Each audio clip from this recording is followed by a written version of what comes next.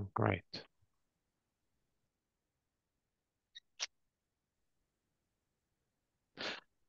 Guys are the early birds. I didn't expect anybody to be on just so early before me here, but there you go.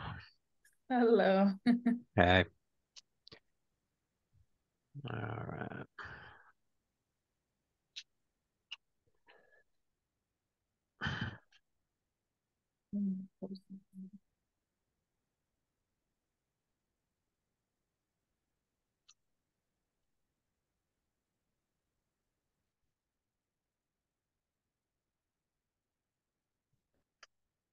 Mhm.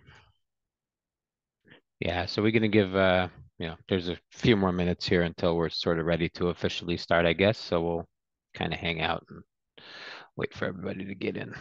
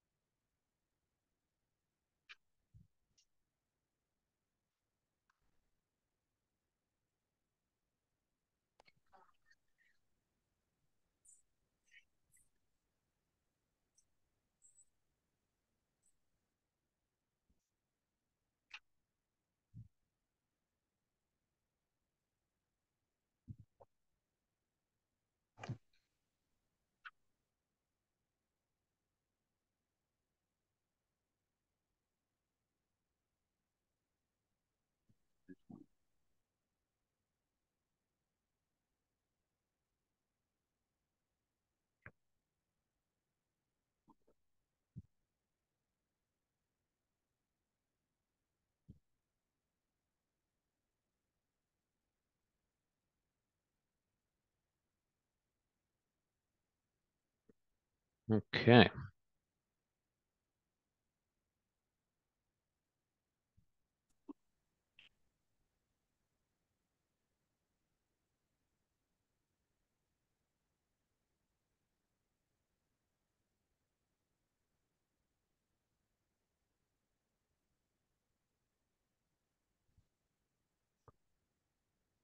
All right, I'm gonna give it like just maybe one more minute or so and just see if anybody's kind of jumping on a little bit minute or so late, and we'll kind of get started, I guess.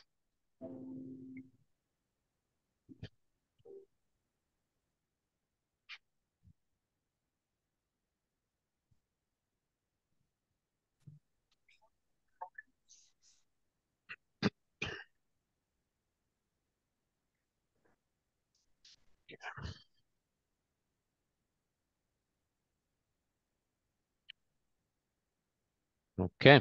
All right. So I guess I wanted to kind of kick it off here by thanking everybody for jumping on. And give you maybe just a little bit of an overview. I don't anticipate sort of keeping it very long today necessarily. I just wanted to go through the kind of the basic elements of the package of the products that we have. Most of you, I think, probably got onboarded, and had purchased our like starter kit to get started. And in that starter kit, there was kind of a number of different products that comprise the the bioretherapy system, the broader system. And so, with that, I wanted to kind of go through, what all is in that package, just to sort of reiterate what the steps are basically of the standard protocol using those products.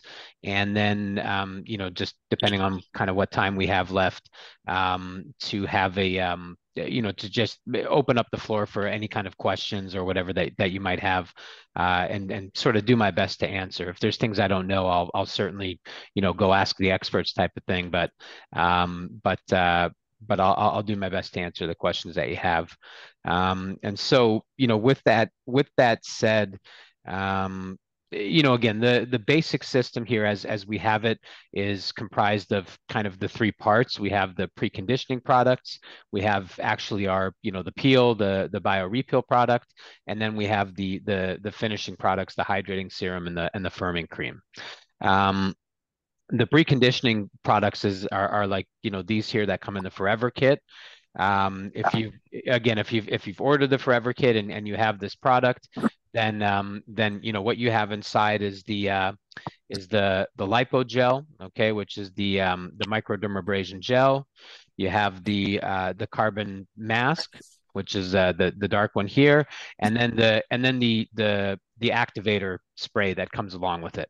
And so in following the steps of the again of the standard protocol, you're basically going to start with your lipo gel. You're going to apply it to the face and kind of do a light covering.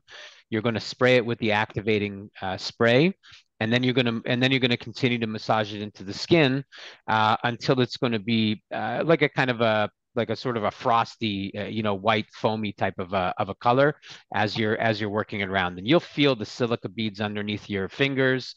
You're gonna get that light exfoliating action as you're using that, to spread it around on the skin, and then and then once you've done that, you're going to go to clean it off with like a wet gauze or a towel, wet towel, something like that.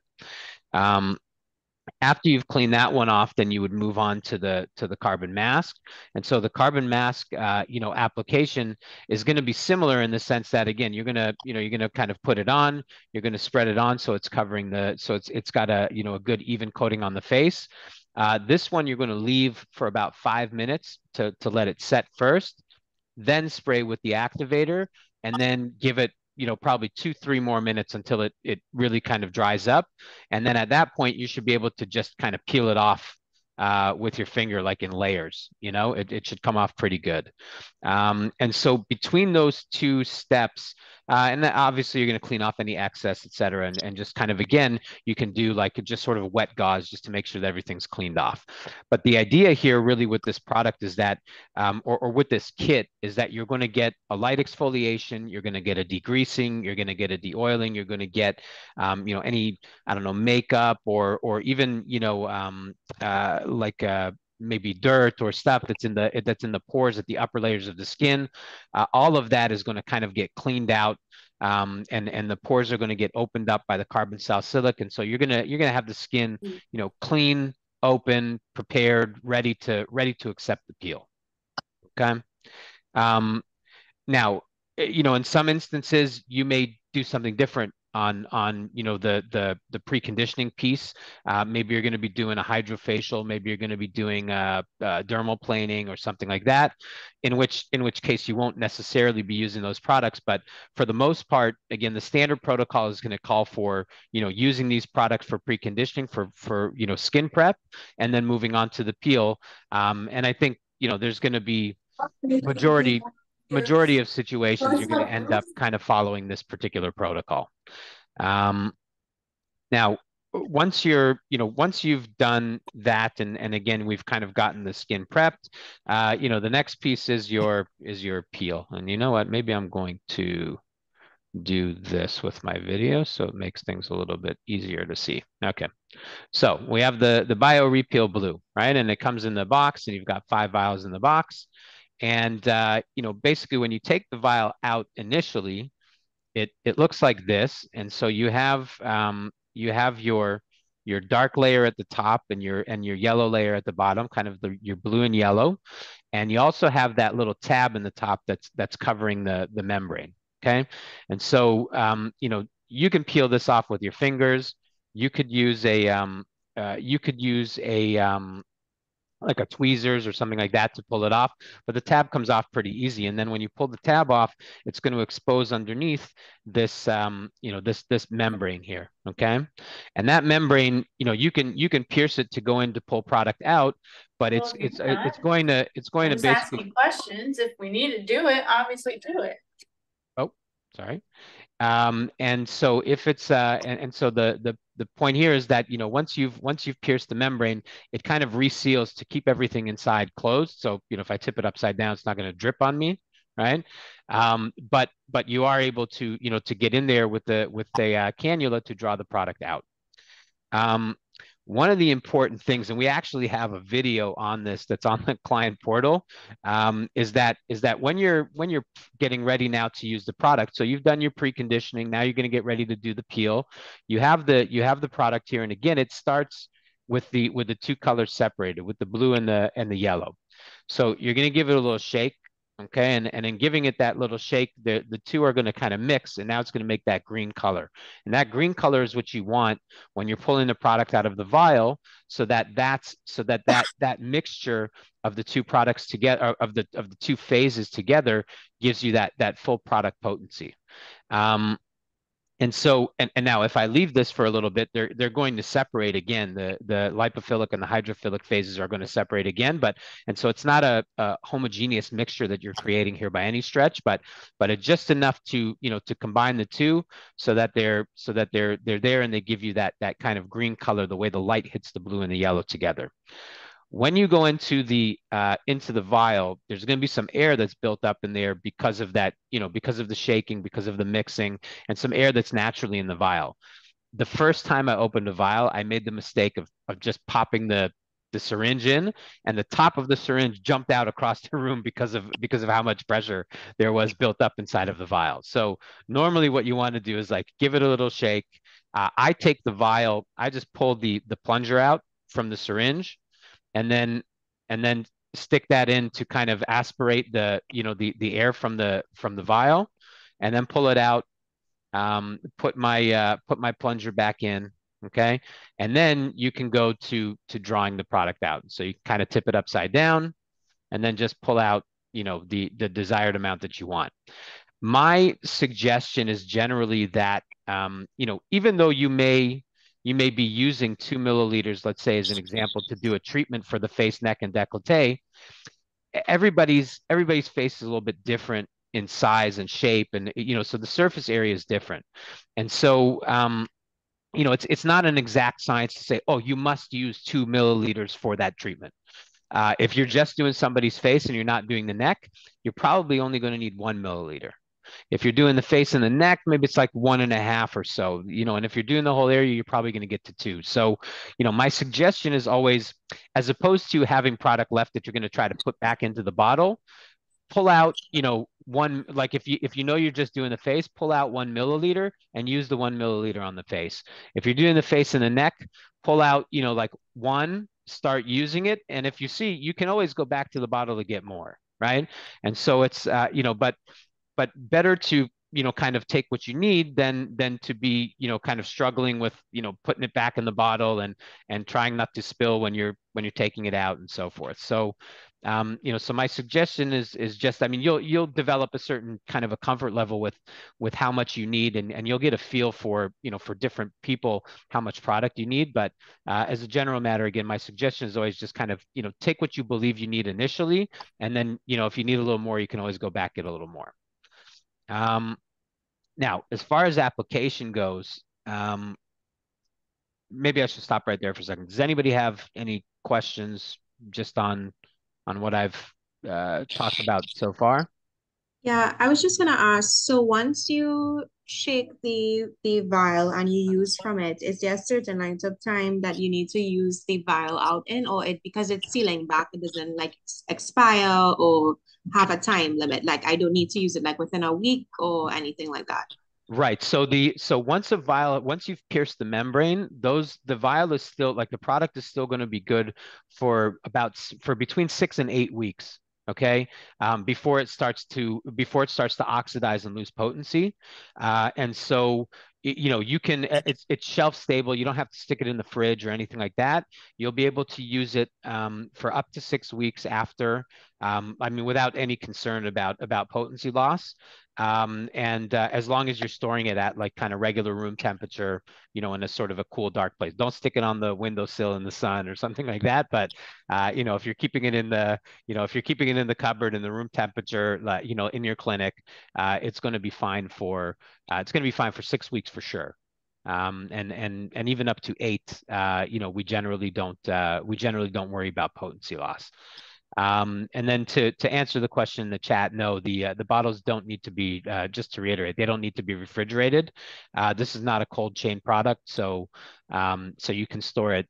You just store it at room temperature. There's actually a in the IFU, there's some documentation there about like appropriate storage temperature, but I mean basically room temperature. If you're keeping it in like a a normal sort of air conditioned space, you're not going to have any problem with the product. You just don't want to store it in kind of too hot of a temperature that it's going to cause the product to oxidize more quickly. Okay. Um, so kind of moving on to applications. So I have my model here, right? And as far as applications goes, again, if any of you have watched any of the videos, then you've probably seen, generally how this process goes. Normally, we try to start, let's say at the forehead, and so you've drawn some product out, you've got it in the vial, and you've got it in the syringe, and you're gonna use that to put some dots of product onto the skin on the area, then kind of set it down, and then start to work in that area.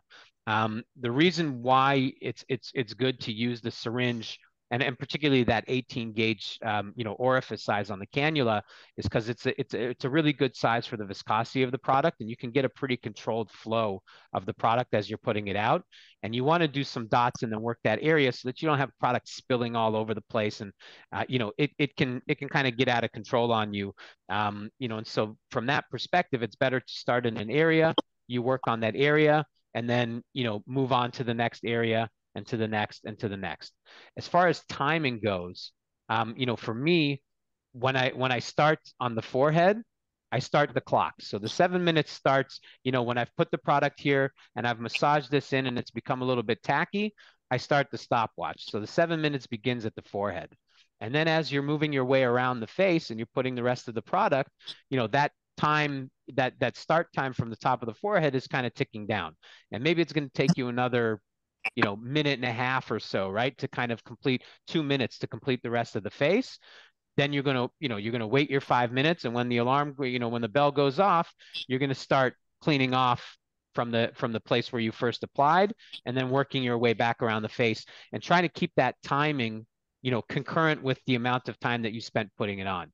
So, the clean off is generally quicker. So you may, clean off the forehead and then give it, 20, 30 seconds and then start cleaning off the side, and then give it 20, 30 seconds, clean off the bottom. So that, the idea that by the time you finish, everybody's had 7 minutes of exposure time. So you get an even amount of exposure time on the whole face. But your application is just going to be dots, massaging till it's tacky, and then moving on to the next area. The cleanup is just going to be with a wet gauze or like a wet towel, to wipe up that area. And a sort of a rule of thumb is that after you've kind of gone over everything, you can take sort of one more gauze and just check if you have any of like this kind of green color, coming off, then you know that you got to clean it up a little bit better. If it's coming back clear, then everything is clear. Okay. Um, After you've cleaned off the peel, you want to move to your hydrating serum, the BioRehydra. Okay, so the first one is going to be the blue. You're going to just take, one little pump of blue. You're gonna put it around on the face.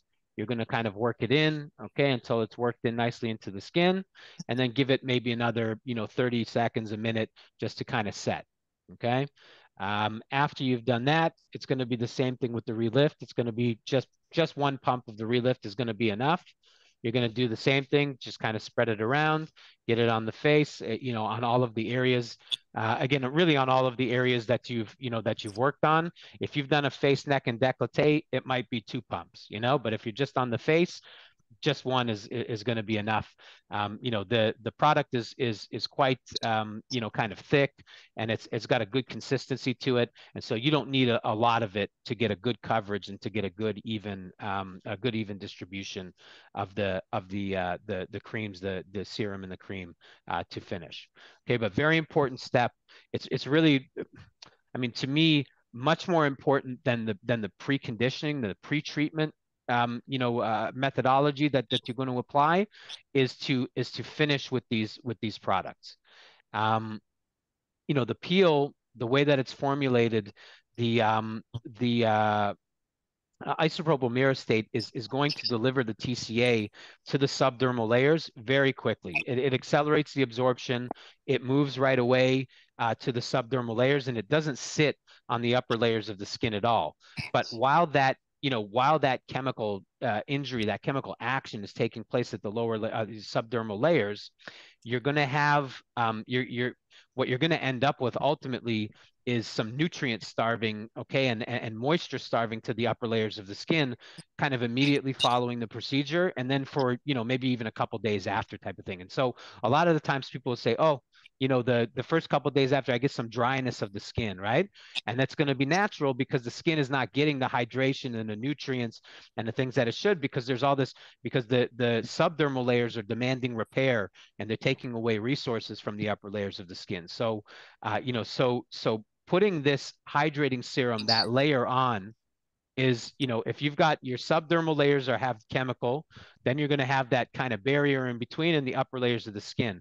And the point with the serum is that it should fill those layers in between the layers where the chemical activity is taking place, and really the dermis, the upper epidermis, so that you get a hydrating, like a moisturizing barrier that sits in between.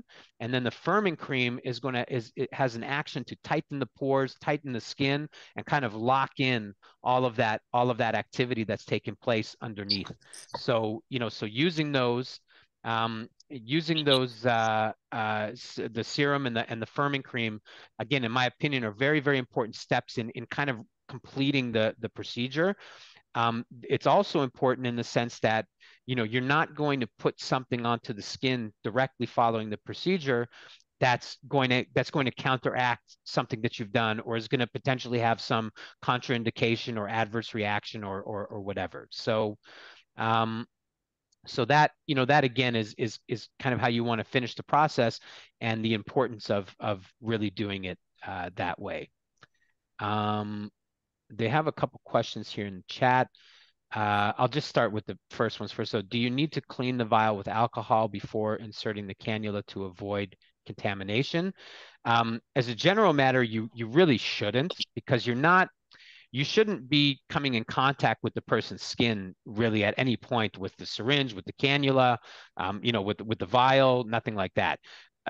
Nothing is going to happen if you do. There's no harm in being kind of extra careful. And if you're going to wipe around and clean up the bottle itself with the alcohol, it's not going to have any impact on the product, because you're going to go in and you're going to be drawing product out from the inside. So you're not it's not really going to touch the outer surface of the container anyways.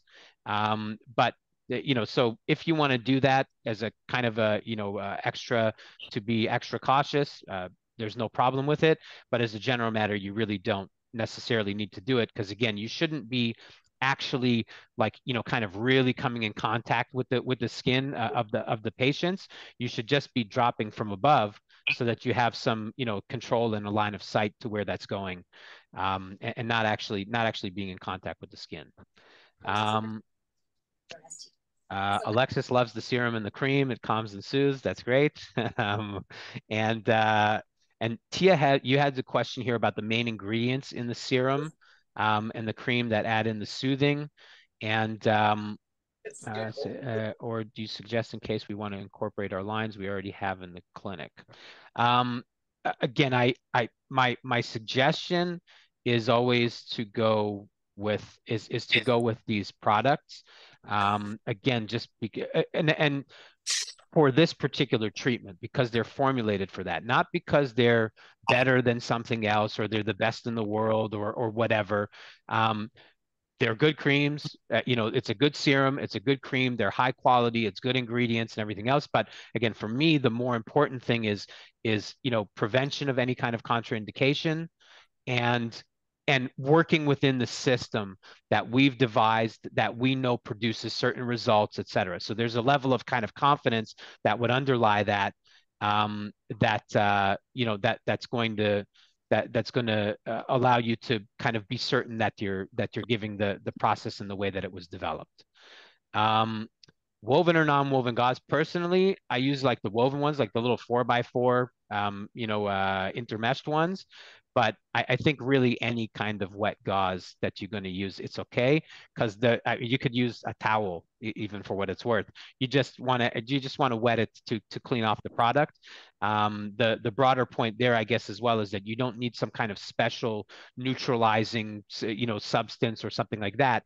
Just the water is going to be enough to clean it off. The product self neutralizes after 10 minutes, right? So you could send them home, not clean, but you wouldn't, their face is going to be green and sticky. So you want to clean that off, and you want to do it, prior to applying the hydrating serum and the firming cream. Um, Home care with the serum and the cream is it is again like one of those things, like, so now you've done this process, you've spent this time, you're gonna, they're leaving from you, and the skin is clean and it's nice and it's great, and then they're gonna go home and they're gonna put on, the Glymed or the I don't know, the Life brand stuff that they bought from the CVS or whatever, and we don't know what it is, and so there's some security in knowing that the person would use the hydrating serum in particular, if they got some dryness or whatever, to hydrate the skin for the couple of days after. There's some security in knowing that the products that they're using at home are the products that have been developed to have synergy together with the process that you've just done, with the procedure they've just undergone. But it's not mandatory like it is with some other products. And so, with some other, these similar type of products, it's like, you must take home these products and you have to use this, twice a day, and so on and so forth, and over this period of time. And a lot of that has to do, I mean, we call that homework, right? And a lot of that has to do with, like, if they don't do that, the results are not going to be what's been promised in a lot of instances with these products. If you don't do that homework, if they don't follow the aftercare regimen.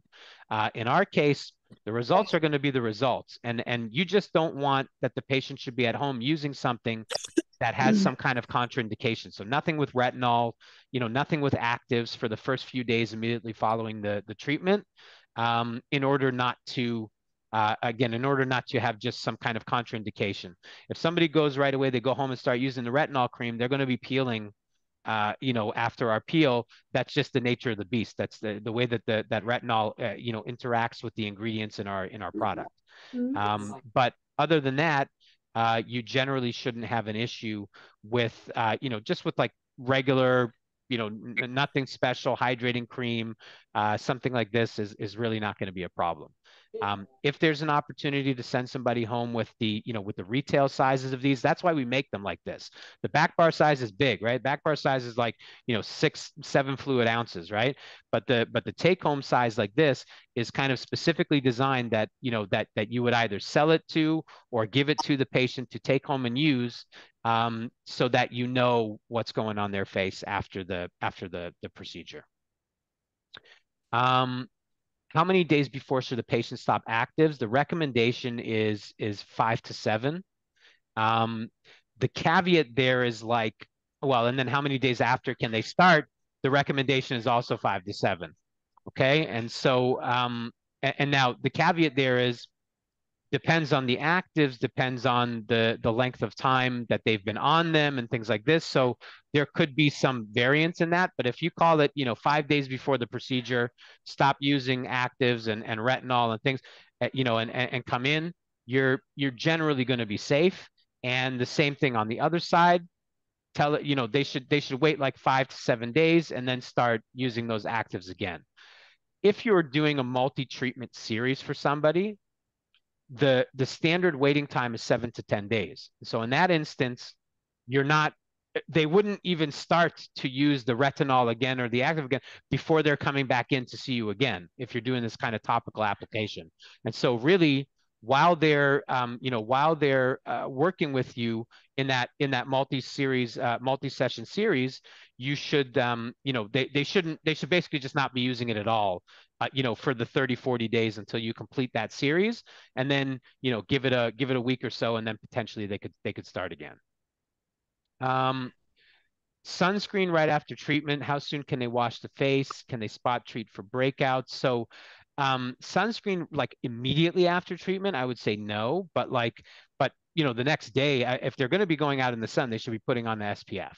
Okay, and I wouldn't worry too much. And again, particularly if you do the hydrating serum and the firming cream steps, that firming cream is going to tighten up the skin. And the first day after the peel, the skin is already going to start tightening from the fibroblast activity and the collagen elastin production, and it's gonna start firming up the skin already. So putting on the sunscreen, you don't have a lot of worry that it's going to be kind of clogging up the pores or bleeding in too much, if that's what the concern is.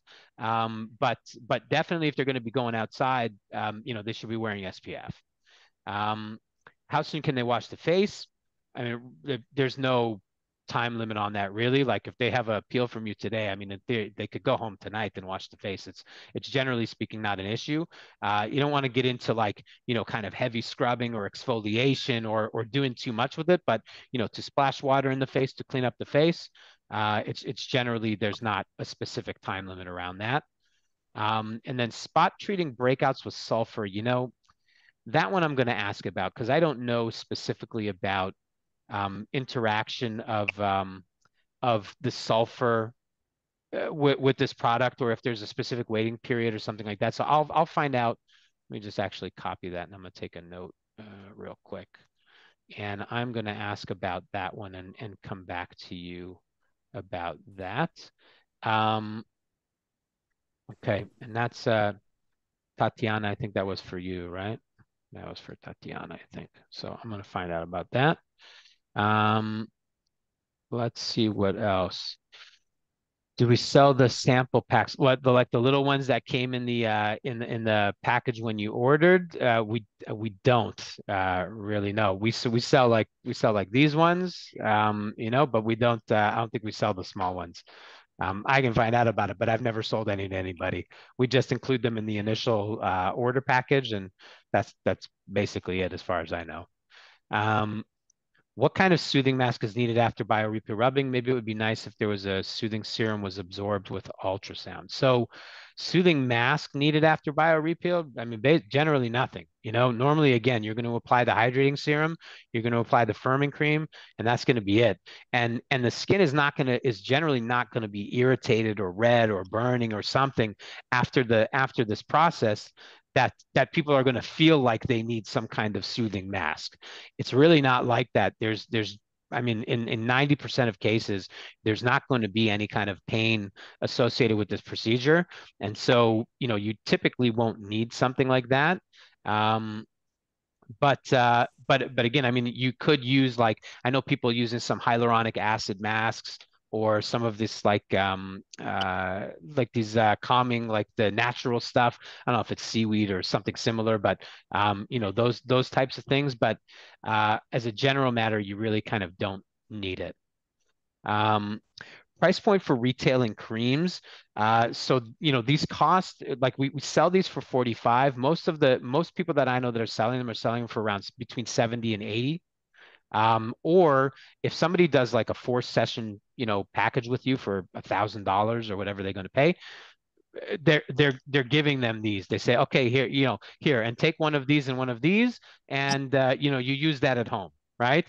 After you come see me for like the 2 days after you have the procedure, use those creams as necessary, and then and then when you come back, you use it again. So a lot of people are giving them away with like a package, like kind of gift with purchase, as it were, or charging again between 70 and 80 is pretty well the standard for what people are retailing those Can I for. ask a question? Yeah.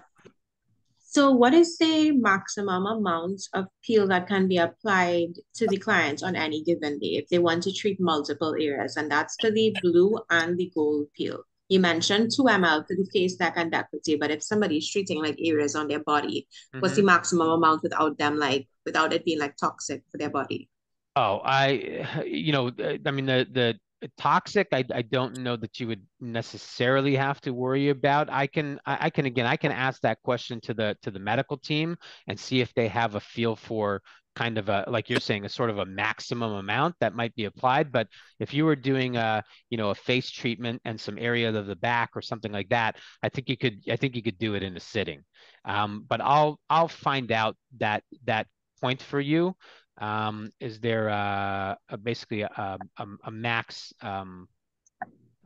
exposure, right? And I'll just say volume, right? Exposure volume of TCA for any given sitting. Okay, and I'll find that out for you, Brittany. I'll let you know about that one as well. Okay. I'd rather ask the scientist than to try to speculate on it. I mean, I've never heard of a situation where somebody had too much type of thing, but I suspect there probably is a point at which it's, because it's getting absorbed in the skin, there's going to be some absorption in the bloodstream to a degree. So, there's got to be a sort of a critical mass somewhere that you don't want to go beyond. Um, Limit on depth with microneedling. So that's uh, right. So I guess your comment about state regulation, I think, is probably really the key. But the limit on depth, like we generally suggest to do like a 0.25, so just a shallow depth needling. Um, I mean I've heard as much as like kind of zero point 0.5, but then you start to get into pinpoint bleeding and things like this. So the BioRepeal product is really kind of best suited for like a shallow, a surface depth of 0.25 needling. Uh, the mesotherapy serums, which is probably a whole other webinar to do, but these like Sera mesotherapy systems or mesotherapy products, the serums, those are made for like the sort of real, I mean, they're designed specifically to be microneedled and like the deeper depth microneedling. Okay, so these products actually, like in the world, as a general matter, mesotherapy products are injected in most places. We don't. This product isn't like approved for injection per se in the U.S., but it can definitely. I mean, it's definitely for microneedling. That's how you're going to apply it: microneedling, microchanneling, stamping, nano needling. Like that's the methodology or the modality you're going to use for the mesotherapy products. For the BioRepeal, again, we would suggest the kind of 0.25, that sort of shallow depth, microneedling. Um, Serum and cream do an amazing job. Alexa says, yes, they do. Do we massage it in and then microneedle or just microneedle? So you would just microneedle. And so, yeah, there was a question about modalities, right? So yes, for the microneedling, what you would do is again, you would take the product, you would put it onto the area, and then take your microneedling pen, and while the product is, so just kind of move it around a little bit so it's an even coating. And while the product is wet, you're going to microneedle with your pen right on that wet product. Okay. And then, you might put a couple more drops and just kind of massage it in over the area that you've microneedled till it becomes tacky, and then move on to the next area. So that microneedling is going to be done like in line, let's call it, with the application of the peel of the BioRepeal. You're going to put it on, use that as your kind of slick to move across the skin, and then massage it in until it's tacky so that you set the product for the next stage, for the weight stage. Um, BioRepeal with hydrofacial, we do have some protocol for that as well. But basically, and I think actually hydrofacial, I understood from some clients that the hydrofacial people are like giving them protocols to use for like together with BioRepeal at this point. So they must, they've heard the word. But in any case, generally speaking, you're going to do like your hydrofacial, like your skin prep, like whatever your prep, your hydrofacial, and then you're going to put the BioRepeal, wait the time, clean it off, and finish with the serums, right? So that the hydrofacial is basically going to be like, is going to act as your skin prep, your pre-treatment protocol, and then you're going to move to do the rest of the BioRepeal protocol to follow, right? um, And let's see here. My understanding, peels should not be channeled deeper than zero point 0.5. Yeah, that's my general understanding too, is not to go deeper than 0.5 on the needling or the channeling.